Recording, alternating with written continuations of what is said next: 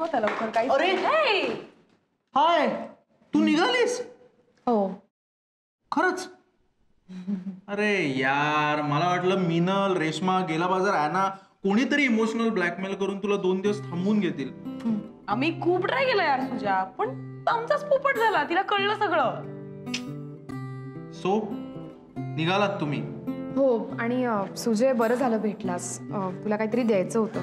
काय? पैसे.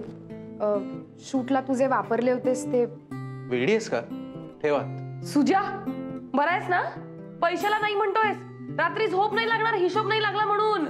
मुद्दामूनच ठेवतोय हिशोब. नाही झोप लागली तरी चालेल. किमान हे पैसे परत करण्याच्या निमित्ताने का होईना आपल्या घरी येईल ही चिनू.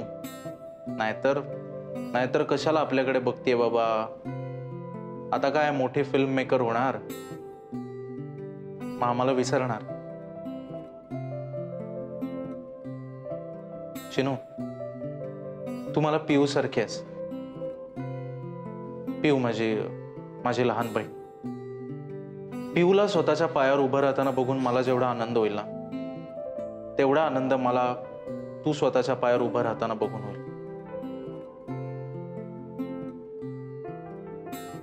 मला मिनल म्हणाली, तुझ्या घरच्यांचा विरोध आहे ना, कोणी किती विरोध केला ना, मी तुझ्या पाठीशी उभा आहे.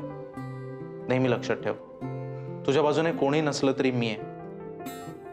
तू कधी माझ्याकडे येऊ शकतेस.